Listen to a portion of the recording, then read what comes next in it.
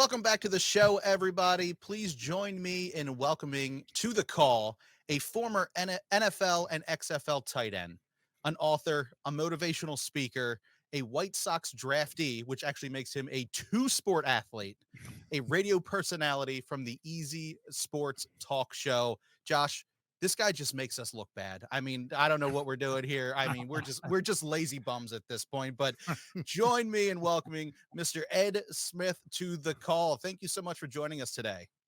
My pleasure, Brandon. Josh, good to be on with you. Absolutely. Great to have you. Thank you so much.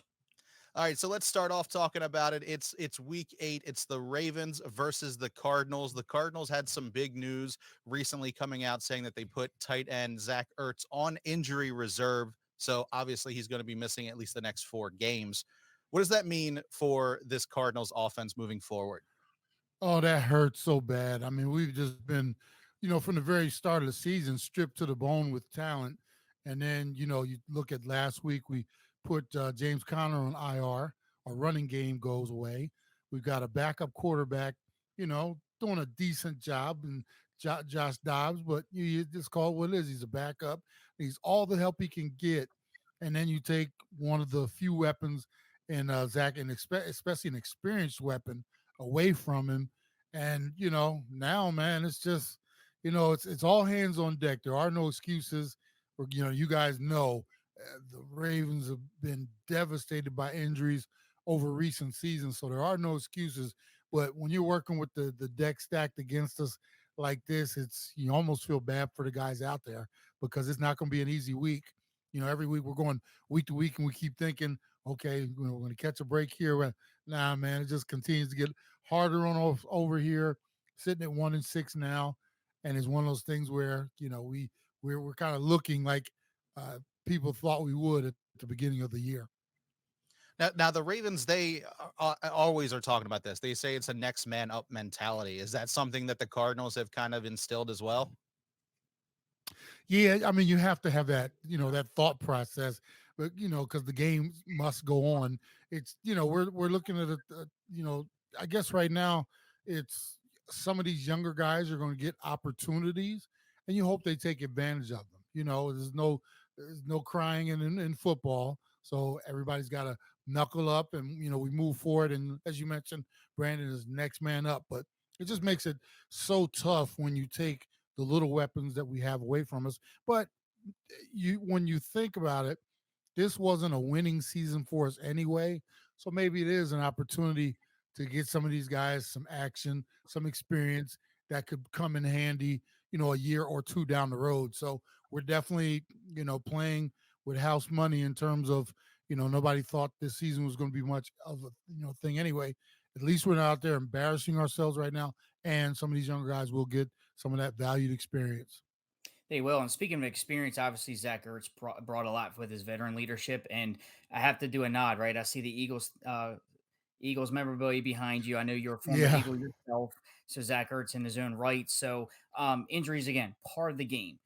You're getting a quarterback coming back here. Kyler Murray was activated, and he was practicing this week and activating his 20-day window. So what would his return mean to the Cardinals? And do you see an opportunity coming here and playing against the Ravens on Sunday against this vaunted defense right now? Josh, that is like the $1 million question right now.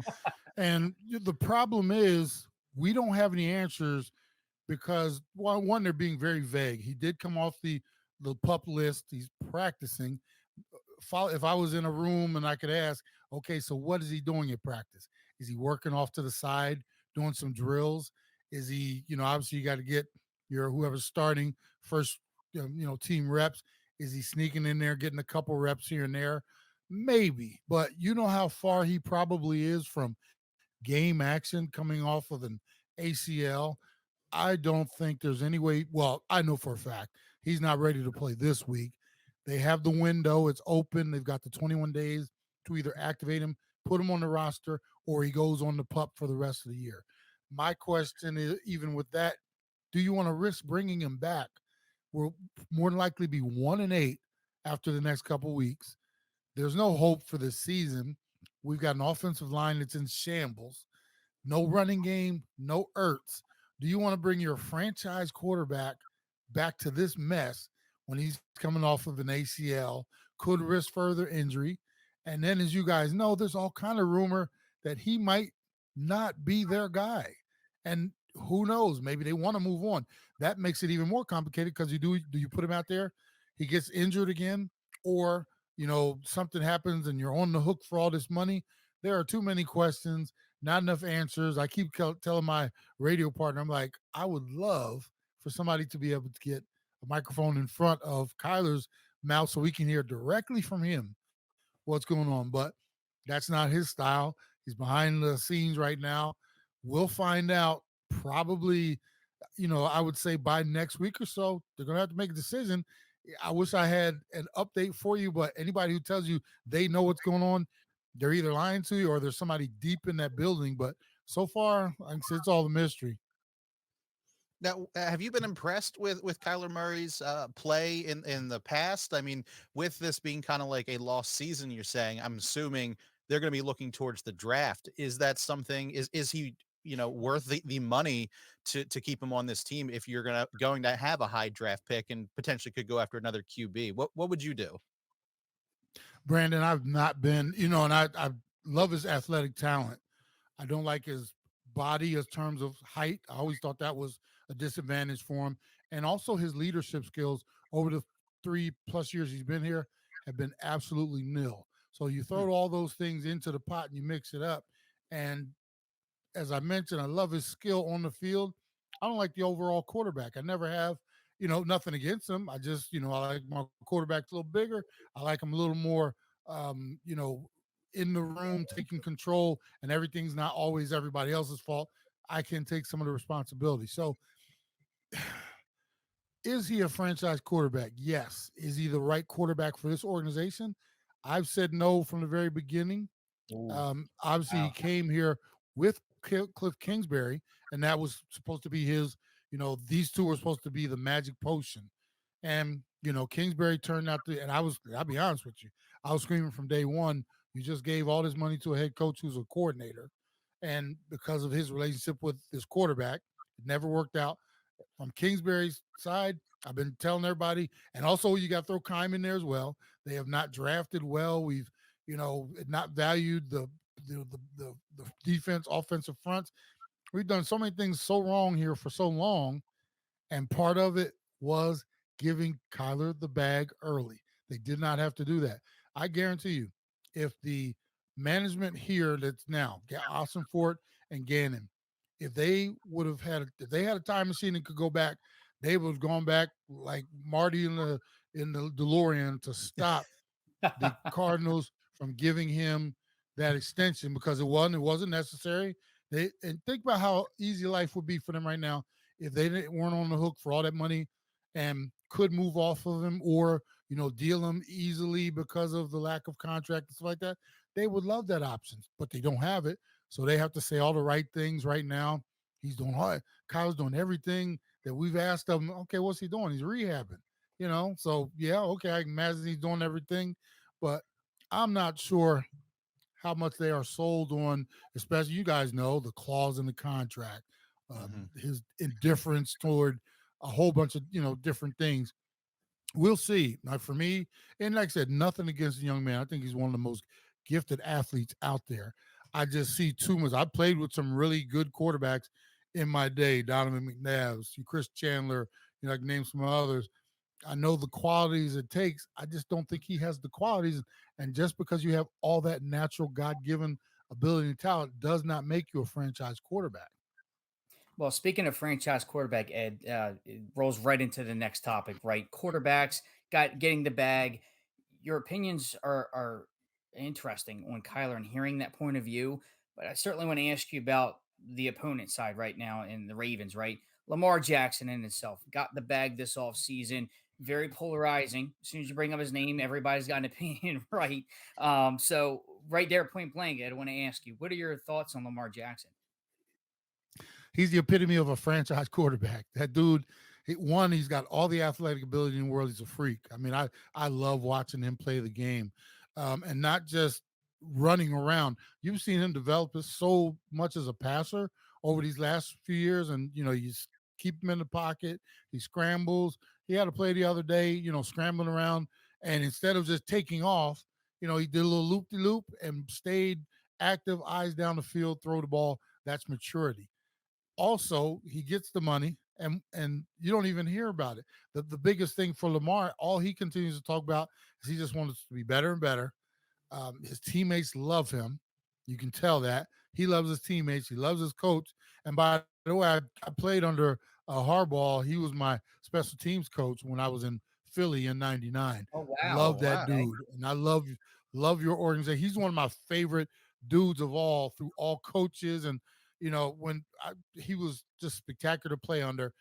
I was a little ahead of the game. I didn't know he's going to be a head coach the way he is, but a special teams coach, he was one of the most dynamic. And once he got into that position there, you can see why he's so special. But as far as Lamar, I love the relationship that he has, as far as with his teammates, the fact that he just wants to continue to get better and better. And he's proven that. And like I said, he's the whole package. And I think you guys, should be very happy that now if you can keep away from some of those little nagging injuries from time to time, that dude is special, man. And every organization should strive to have a Lamar Jackson type athlete and person as their franchise quarterback.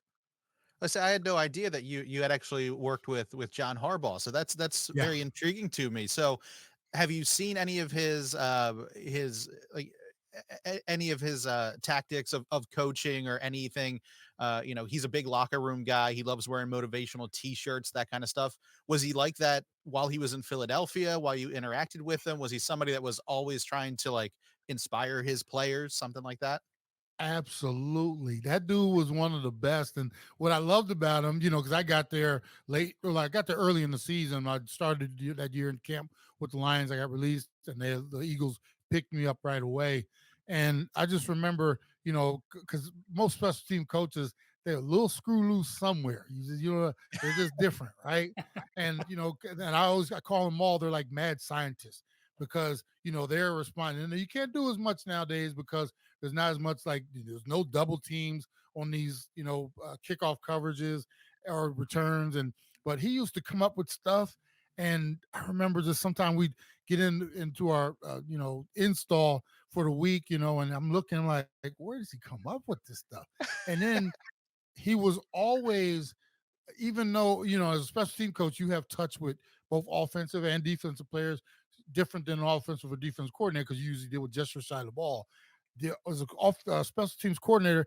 Everybody loved John. I mean, this dude was just he walked through the locker room, would talk to you, and I remember, and this is I swear to you, one week he actually came up with a fake field goal that included me because I used to play on the wing on the field goal units. And I remember we practiced it all week. And I'm thinking to myself, I'm a former baseball player. I'm in the NFL now. Nobody ever designed a play for me. I remember when he came up with that. I remember looking at him like, dude, I don't care if we ever run this in the existence of my lifetime. Just the fact that he had drew it up and we practiced it, and I was just like, wow, that is cool. And we never got to it, but just the simple fact, like I said, that he had this little, and it was a snap to the holder, and then I kind of came across, it was a shovel to me, but the fact that he came up with that and signaled me out to get it, that was really cool. I've always loved him. He's a good dude. How about that? That's fantastic. That's fantastic. Yeah, what a story. So, like you said, you are a two-sport athlete. You started off getting drafted by the Chicago White Sox, transitioned to the NFL. Is there anybody currently on the Cardinals or the Ravens you think could be a two-sport athlete like yourself? Ooh, wait, that is a great question, Brandon. Let me see. Huh. And depends on what sport. I'm sure there's a few dudes that are hoopers because I can imagine some of the wide receivers, probably hoop a little bit. As far as baseball, obviously Kyler Murray. He was drafted first Right. round by the Oakland A's. But minus him, it would probably be somebody who was a hooper. I'd have to know their backgrounds. Baseball is one of those sports that one you have to be into it very early, and it's a specific skill. Hitting a baseball, in my opinion, and I can say it because I played, almost a decade professionally.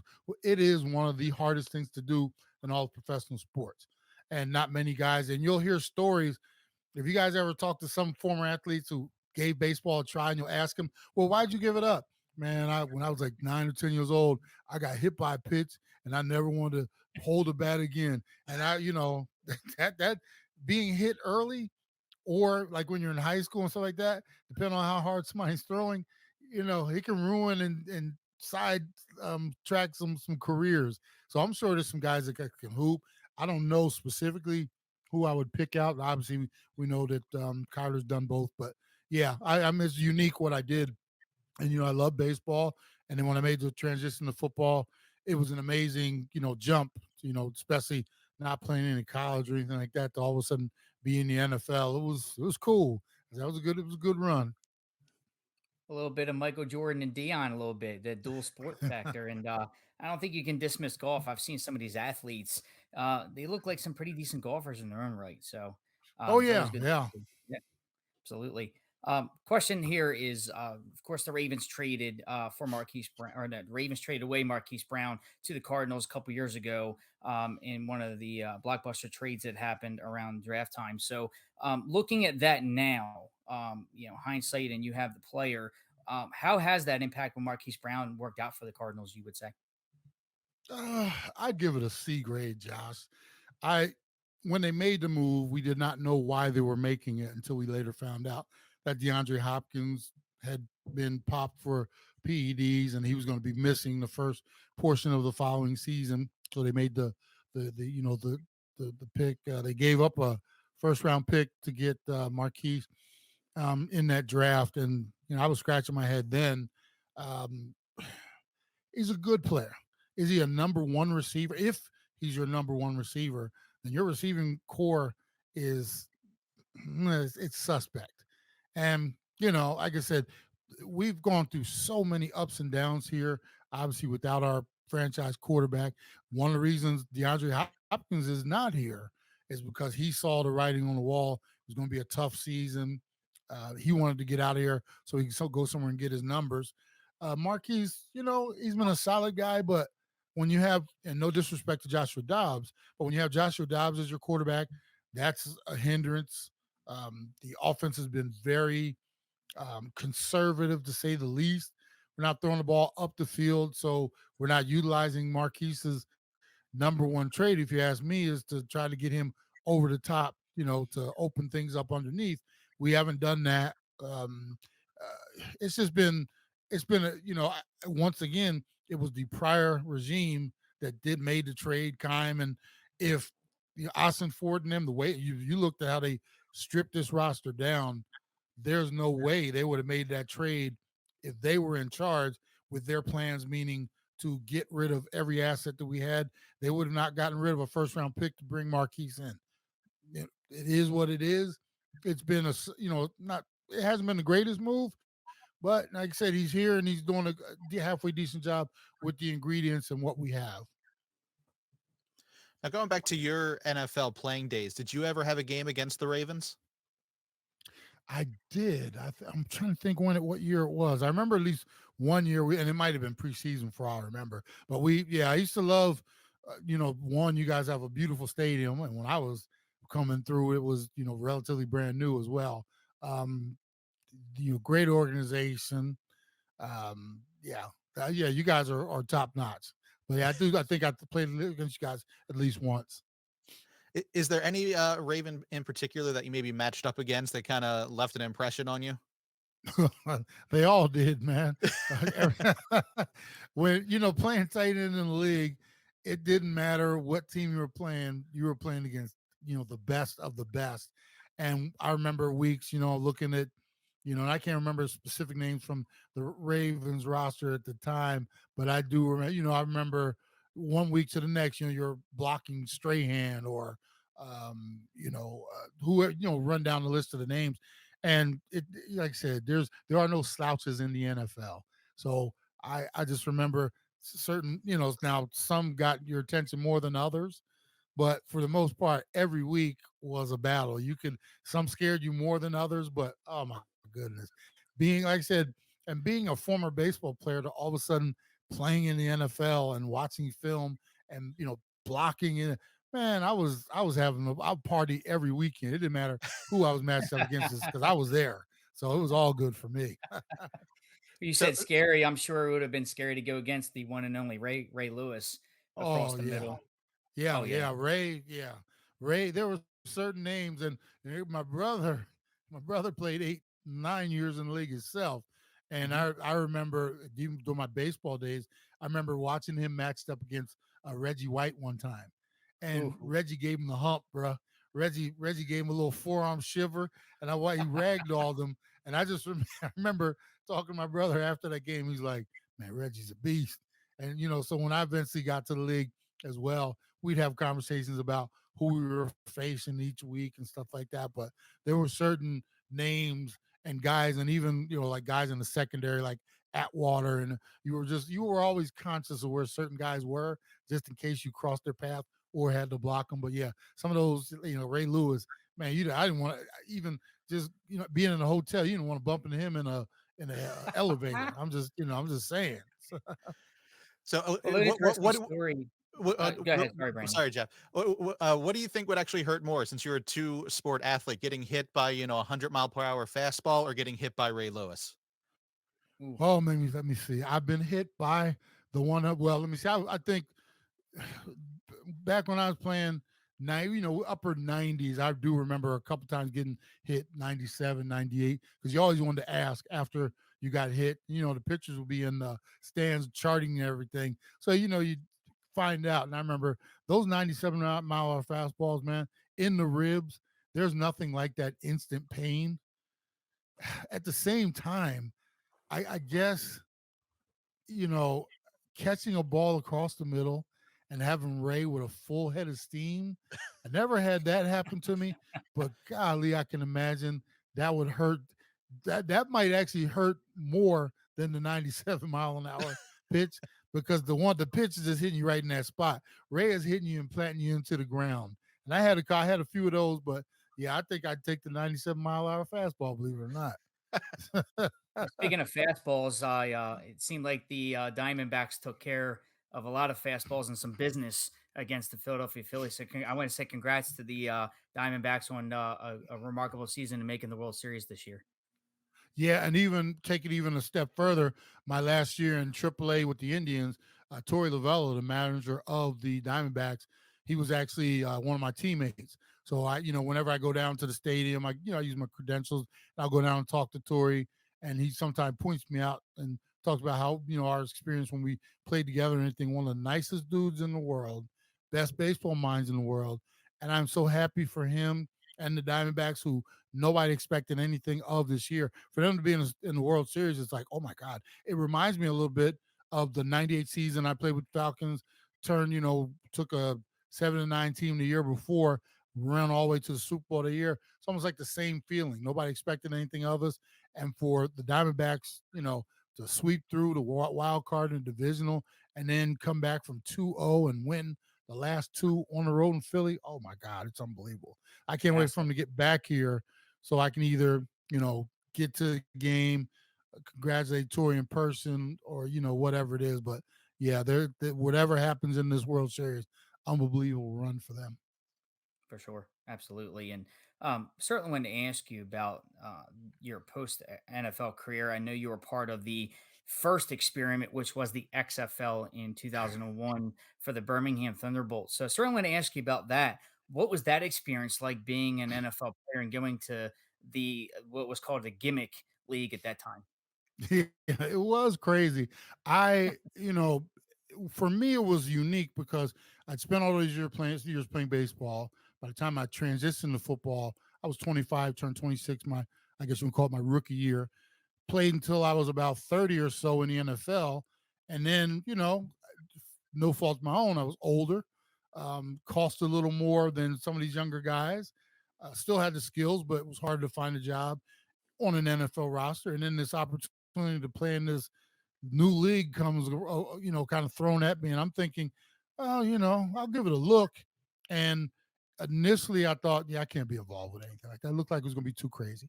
And then I was kind of convinced to at least come give it a look and see. And when it was all said and done, Josh, I am so happy that I did that first experience.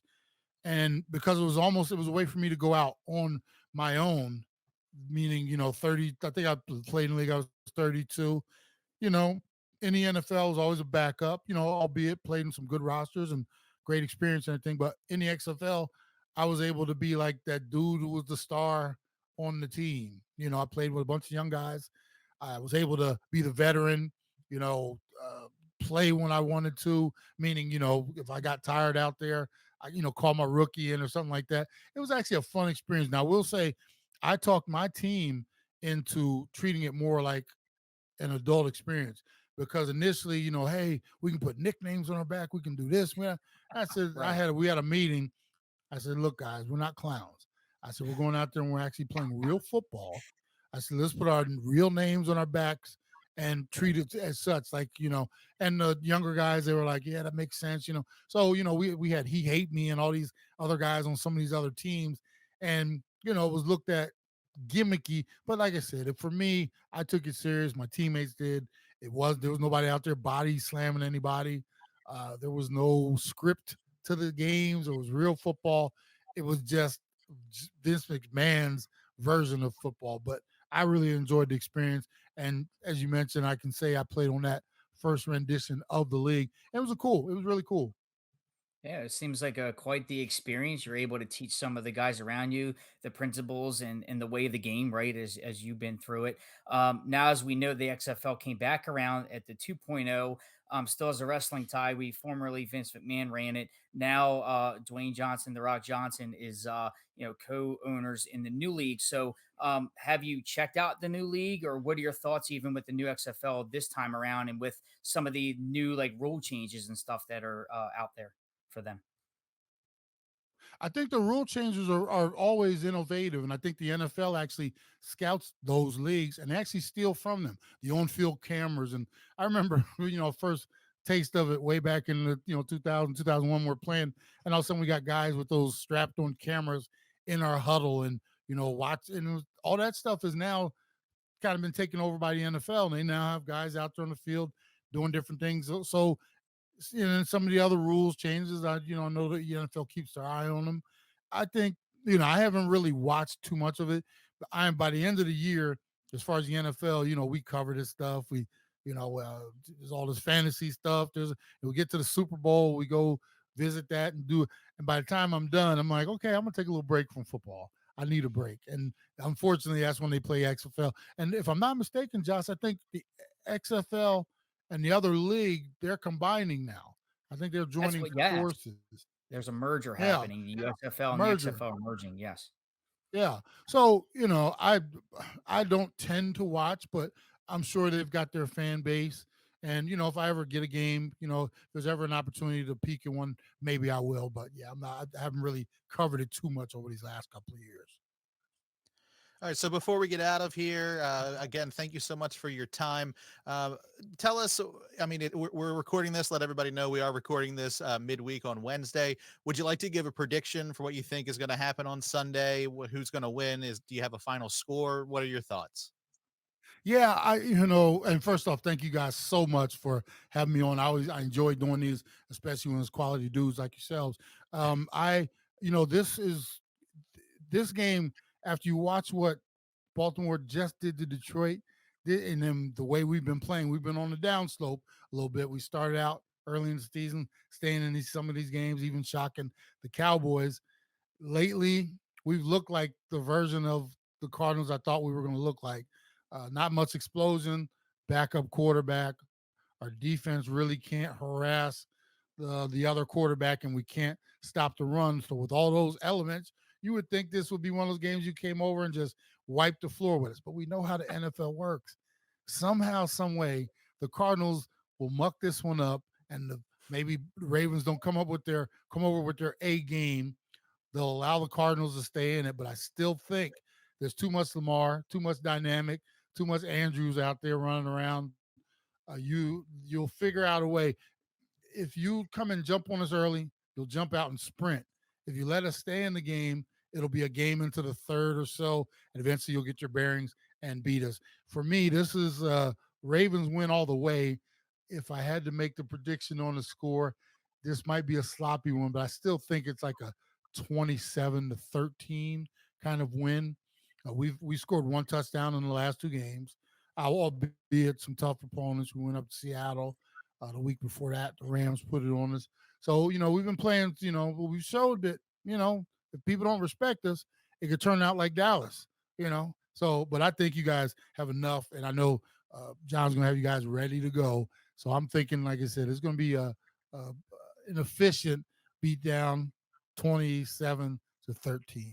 Ravens Ooh, win. efficient beatdown. And we know Wow. about trap games here in Baltimore, and rightfully so. The Cardinals, they have the big marquee win against the America's team, the Cowboys this year. So you can't Yeah. sleep. And like you said, it's the NFL. They're all professionals, no matter how bad the records are. You better line up and play your best game because anybody can get beaten. And this year, showing it's week to week, anything can happen. Anything. I mean, the Bills just lost to the Giants this past weekend, and you just don't, or Yes, not the sir. Giants, the Patriots. They could have lost the Giants Patriots, 2 yeah. weeks ago. My memory. Yeah, so it's just crazy how this league is.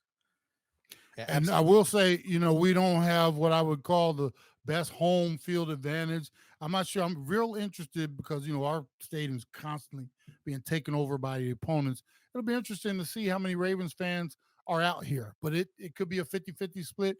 It could very easily be a 60-40 in favor of the Ravens. We don't protect the home too much here. I'll report back to you and let you know what it was like as far as the stadium takeover, though.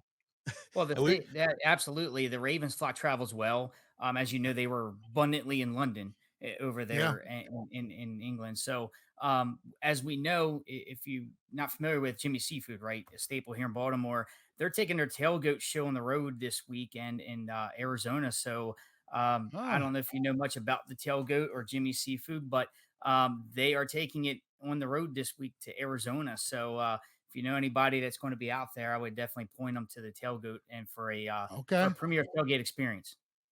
There you go. I'm gonna have to keep my eye on them. well, Mr. Smith, thank you so much for being a part of our show. Please, you are a man of many talents. You have an absolutely fascinating story. So please tell everyone where they can follow you on social media, where they can pick up your book, and where they could potentially hear you speak. Well, I appreciate that. And Josh, I got your order for the book, man. I was actually just pulled one out of the box. I'll be signing it and getting it in the mail to you today. So appreciate that. But Hey, I all my appreciate it. social media tags are at Ed Smith Speaks. You can also go to easysportstalk.com. That'll let you know what we're doing. My partner and I, we got the radio show. It's on Sports Map Radio every Saturday from 1 to 3. We do the Easy Sports Talk podcast 3 days a week. If you go to our Facebook page, the Easy Sports Talk, on there. Like I said, if you go to easysportstalk.com, catch where we're at. We also do the Believe in the Cardinals podcast every week, and then I do this type of stuff. The different spots all through the week. So hopefully people aren't getting sick of me running my mouth too much. But yeah, at Ed Smith Speaks, and like I said, the website is edsmithspeaks.com. You can go there. There's a book tab, radio tab. You can grab a copy of Easy Sports or Easy Does It, The Journey of a Lifetime. That's the name of my book. And like I said, I sign every copy when you order them directly from me and I send them out. So really appreciate you guys having me on and, love to continue to stay in contact with you both. Absolutely. We certainly appreciate it. Before we get out of here, of course, I do have to ask you your book, of course, it's Easy Does It, A Journey of a Lifetime. And of course, your Easy Sports Networks. I have to ask, where does the easy come from? When I was a kid coming up, everybody thought, because I was real quiet, I was laid back, easy going. And during high school, everybody started to call me Easy Ed, Easy Money, Easy E, stuff like that. And then when I got drafted and started playing baseball, all my, fellow brethren, they just, everybody had nicknames, and I was just Big Easy. Everybody called me Easy. And then I even started putting it on my bats and stuff like that. And it's just followed me from the time I was a little boy, just easy going, laid back, but it's just E and a Z, and it's kind of followed me through my entire life, man. But I guess you could be called a lot worse things, right? Absolutely. Well, let's hope at least everything is easy as a Ravens win as last week. That was complete performance, but we'll see what happens this week. Again, we can't count on everything. You're always good as your last game, and you got to line up and play. But we have to ask, of course. me and Brandon have this running thing on the show, right? And Ed, I want to ask you specifically, of course, Super Bowl Sunday, you have your wings. What is your go-to? Are you a ranch or are you blue cheese? Oh man, can I have both? That's how I roll. Ooh, I gotta have Brandon, he both. said I both. can't. I can't. Like I said, it all depends on how I'm feeling. But I'm a Oh, double dip, and I like to get oh, both. Now, if I had to, if you told me if I gotta have one, make a choice, Ed. I would go. I'll go ranch. All Like I said, I'm a double right. dipper. I'm Ah, sorry. okay. Hey, hey. All right. It's okay. I'll enjoy the blue cheese by myself over here. We're good. Hey, get a little extra because I'm gonna sneak a little bit of that too. There So you go. There you go. all right. Ed Smith, thank you so much for joining us. And hopefully we have a great game on Sunday. yes, sir. Appreciate you guys.